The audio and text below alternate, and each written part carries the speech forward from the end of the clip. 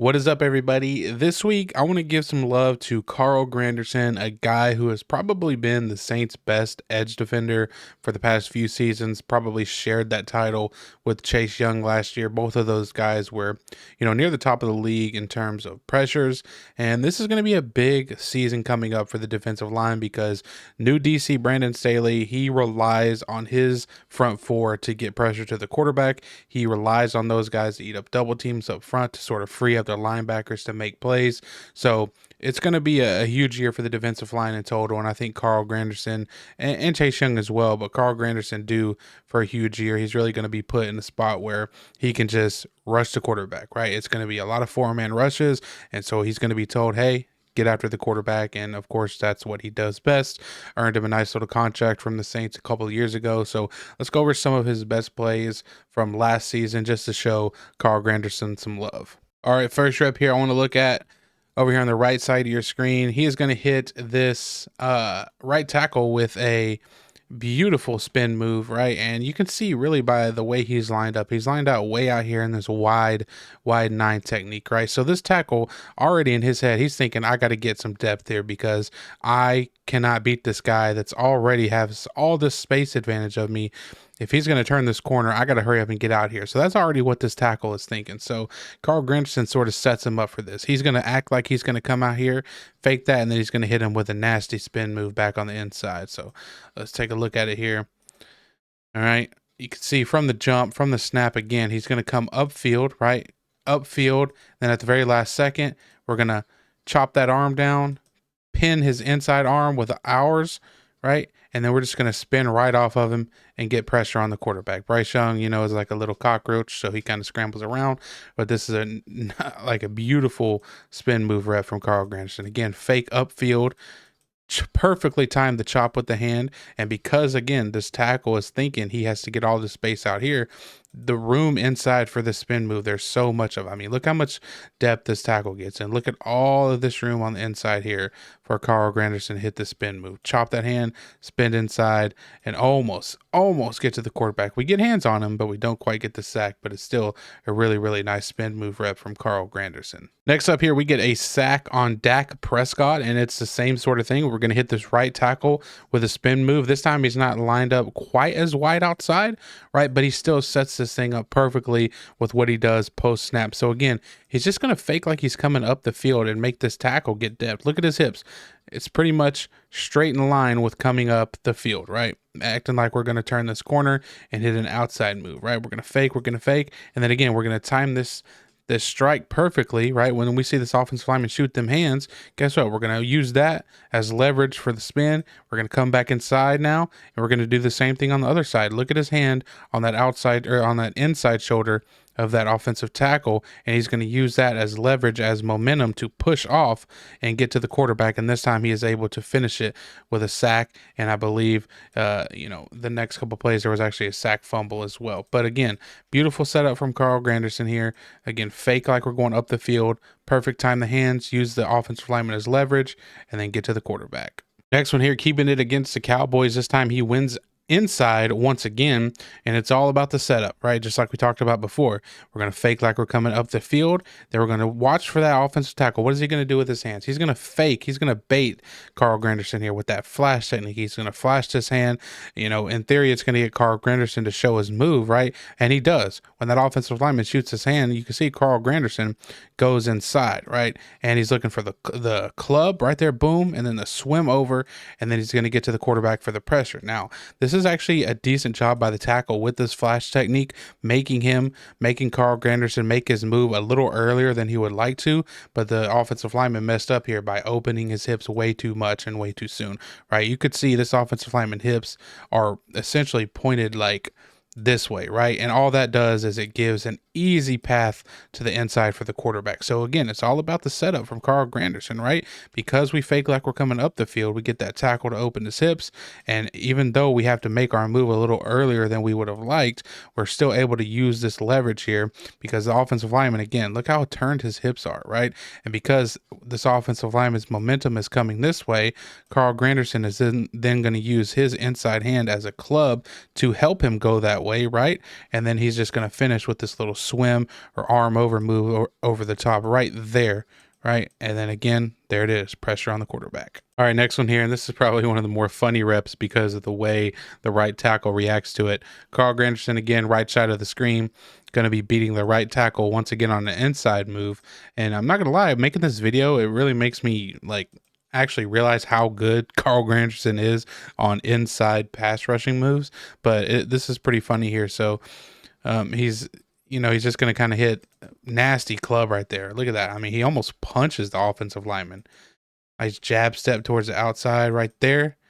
Get the offensive lineman to think he's going outside. Then he comes back that nasty club and it tries the arm over swim move right here. And he beats him so bad and he gets, almost sacks Baker Mayfield. Baker's able to get it off. But he beats the right tackle so bad that the right tackle kind of just pretends that it didn't happen. Look. I think he got beat so bad here that the right tackle thought that this was a stunt, right? Like that they were running some kind of ET stunt where you get Granderson coming inside and then a defensive lineman coming outside, right? But no, that didn't happen, man. You just got beat really, really bad. But I thought that was pretty funny how the offensive lineman just kind of acts like it didn't happen because of how good of a rep this was from Carl Granderson. Would have been perfect if he would have finished with the sack, though. Next one here, we have another nasty spin move by Granderson, but this time instead of going inside with it, he's going to take it outside, right? Going against the Cleveland Browns and our old friend Jameis Winston here. This is a really nice rep, okay? Because, again, we're just setting it up. Really, pass rush is all about the setup. How are you setting it up? How are you going into the rep with a plan? That's why a lot of times you'll hear people talk about, oh, he doesn't have a pass rush plan, when talking about maybe like prospects during the draft or something. Pass rush plan, that's Carl Granderson's got to figure it out on a snap-by-snap basis. He knows how he's going to attack this offensive lineman here, okay? And, it's a good job here because this time, instead of faking outside and going inside, we're faking inside. So right off the bat, look at the angle that he's taking. He's taking like a straightforward angle. This tells offensive lineman, okay, well, this is probably going to go inside, right? Wrong, okay? So check it out. Again, coming straight, look at him. Look at the ankle. Give a fake step inside. What does that do? Well, check it out. 78, he's already moving inside because he thinks this thing is going inside. Look at that. Right? He post steps inside, kicks once, and then automatically moves back in because of the angle off the snap that Granderson takes. So guess what? We're just going to use that leverage against him, right? And we're going to hit this spin. We're going to time it perfectly. We're going to spin. We're going to bring that arm, and we're going to pin the offensive lineman back right there. See, we're going to wall him off. And again, we're just going to use leverage off of him, push off of him, off of his body. And we're going to come out here and we're going to get a hit on the quarterback. And, it was a screen pass, right? But the offensive lineman over here on the right side should not have gotten beat like this, right? Left side, you're supposed to let the guys, upfield so that they don't make a tackle. But over here on the right tackle, he's just blocking this like a traditional pass set. So Carl Granderson, again, beautiful setup and a beautiful rep on a pressure and almost gets home to Jameis Winston before he's able to let this thing off to the running back. One thing I want to mention as well is, going through this tape, going through Carl Granderson's 2024 season, he legitimately should have had probably 5 more sacks on the year at minimum, because there were so many times like this play that I'm about to show you where he had the quarterback wrapped up, but just did not finish the sack. That's why it would not surprise me if we see Carl Granderson with a huge year coming up. I mean, there were so many plays exactly like this right here.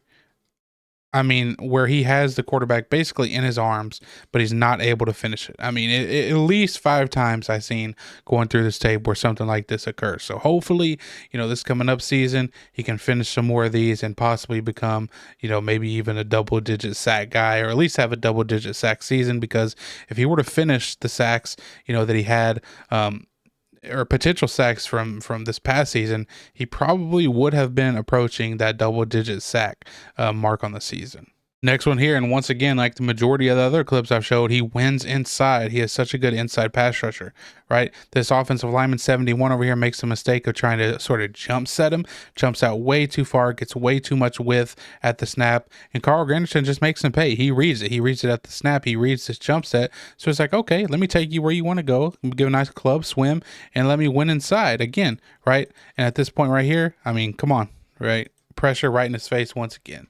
And it just furthers the example that Carl Granderson was so much closer to having so many more sacks on the season. But again, just a beautiful inside pass rush rep here with a nice club swim over on the tackle, and beautiful read from Carl Granderson as well, reading that this tackle is sort of trying to jump set way out here. So he just says, okay, let me go inside and get this pressure on the quarterback.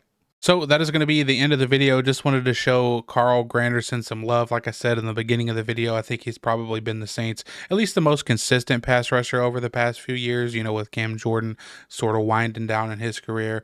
I think him and Chase Young are a really good duo. I hope that they could put more sack numbers on the board this year, because they both were at the top of the league in terms of pressures, and I think they'll get the opportunity to do that. Like I mentioned before, Brandon Staley's defense relies heavily on that front four to make plays. He blitzes some, but not a ton, right? We're not going to see as many blitzes as we're used to with under the Dennis Allen regime, but he relies on those front four, and it gives them freedom, especially the edge rushers. He gives them the freedom to sort of pick what they want to do, right? Whether they want to put their hand in the dirt and rush, or if they want to stand up and rush, he sort of gives them the freedom to fill it out and base it on whoever they're going against, and really whatever they feel most comfortable doing. And I think that's going to be huge for a guy like Carl Granderson and Chase Young, but for a guy like Carl Granderson, who can really stand up or put his hand in the dirt and win however he wants to, right? He can win inside, he can win outside, although as you can see from this video, he is much better